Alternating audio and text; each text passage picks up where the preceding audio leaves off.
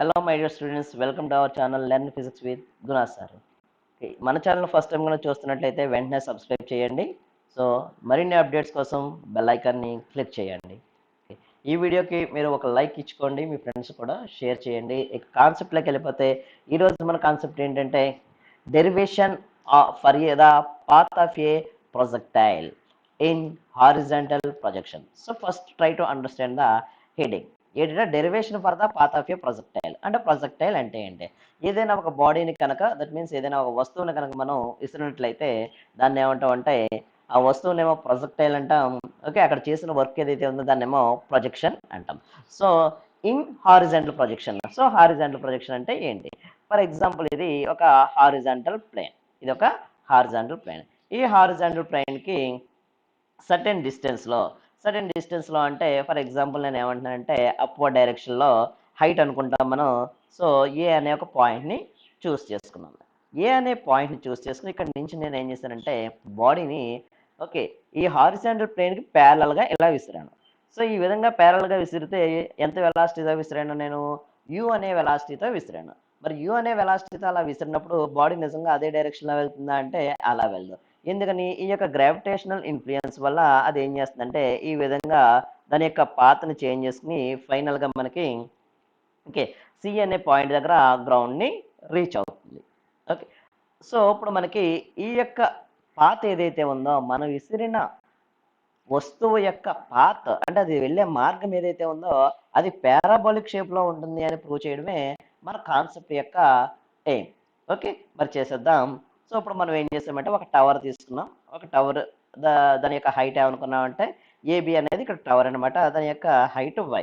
So ఇప్పుడు అక్కడి నుంచి మనం ఏం చేసామంటే ఈ టాప్ నుంచి ఒక బాడీని ఇస్తున్నాం. సో ఆ బాడీ ఇసిరితే ఏమైందన్నా ఈ డైరెక్షన్లో అది వస్తుంది అనేసి చెప్పుకున్నాం. ఓకే, అది ఆ టవర్ యొక్క బాటమ్ నుంచి ఎంత డిస్టెన్స్లో పడింది అనుకుంటున్నాం అంటే మనం ఎక్స్ డిస్టెన్స్లో పడిందని అనుకుంటున్నాం.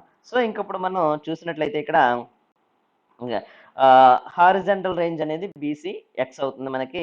Okay, in the vertically downward direction. So vertically downward డైరెక్షన్లో మరి ఇనీషియల్ వెలాసిటీ ఎంత తీసుకోవచ్చు అంటే యూ ఈక్వల్స్ టు 0 తీసుకోవచ్చు. బాడీ అనేది కిందకే పడుతుంది కాబట్టి యాక్సలరేషన్ అనేది పెరుగుతుంది కాబట్టి ప్లస్గా తీసుకుంటాం. సో యాక్సలరేషన్ డ్యూ టు గ్రావిటీని S equals to G equals to plus జీగా తీసుకుంటాం. ఇక అది ట్రావెల్ చేసిన డిస్టెన్స్ ఏదైతే ఉందో డిస్ప్లేస్మెంట్ని ఎక్స్ ఈక్వల్స్ టు వైగా తీసుకోవచ్చు. ఎక్స్ ఈక్వల్స్ టు వై అంటే starting point and final point. So ఇవన్నీ ఈక్వేషన్స్ని కనుక మనం S equals to UT plus half UT square ఈ ఫార్ములాలో కనుక మనం సబ్స్టిట్యూట్ చేసినట్లయితే మనకి ఎస్ అంటే ఏమనుకుంటున్నాం ఇక్కడ మనం వై అనుకుంటున్నాం. Y equals to initial velocity ఎంత? 0 ఇంటూ టీ ప్లస్ ఏ అంటే ఇక్కడ ఏంటి? Acceleration due to gravity. So acceleration due to gravity ఎంత అనుకుంటున్నాం మనం? జీ అనుకున్నాం కాబట్టి జీ అండ్ టీ స్క్వేర్ అంటే మనకు తెలియదు కాబట్టి టీని అది కిందకి పట్టడానికి టీ టైం పట్టింది అనుకోవచ్చు. అంటే ఏ అనే పొజిషన్ దగ్గర స్టార్ట్ అయ్యి ఆ బాడీ అనేది సీని రీచ్ అవ్వడానికి. సో ఇక్కడ మనకి వెలాసిటీ వెక్టర్స్ని రెండు రకాలుగా తీసుకోవచ్చు. ఒకటేమో హారిజంటల్ వెలాసిటీ, అది ఎప్పుడూ కూడా మారదు, కాన్స్టెంట్గా ఉంటుంది, యూనిఫామ్ వెలాసిటీతో వెళ్తుంది. దట్ మీన్స్ ఇనిషియల్ వెలాసిటీతో వెళ్తుంది. రెండోది వర్టికల్ వెలాసిటీ, అది డౌన్వర్డ్ డైరెక్షన్లో చూపిస్తుంది వివై. సో రిజల్టెంట్ వెలాసిటీ కనుక తీసుకున్నట్లయితే ఈ డైరెక్షన్లో ఉంటుంది వి. అది చేసే యాంగిల్ ఏదైతే ఉందో దాన్ని మనం ఆల్ఫాగా తీసుకోవచ్చు.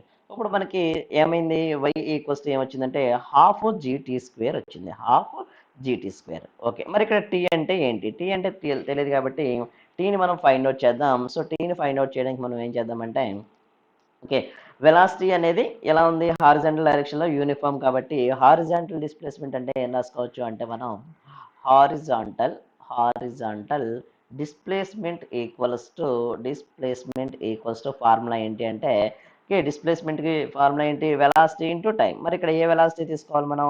హారిజాంటల్ వెలాసిటీ తీసుకోవాలి. Horizontal velocity into time. So horizontal velocity అంటే ఓకే డిస్ప్లేస్మెంట్ ఎంత? హారిజాంటల్ డిస్ప్లేస్మెంట్ ఏమో మనకి ఇదిగోండి ఇక్కడ ఎక్స్ కాబట్టి ఎక్స్. హారిజాంటల్ వెలాసిటీ ఏమనుకున్నాం మనం? యూనిఫామ్ వెలాసిటీ యూ అనుకున్నాము. టైం టీ అనుకున్నట్లయితే టీ ఈక్వల్స్ టు ఏమైందంటే ఎక్స్ బై యూ అయింది.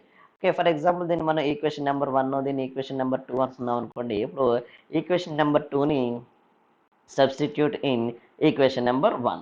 అప్పుడు మనకి వై ఈక్వల్స్ ఏమవుతుంది? Half G into T square అంటే X by U whole square.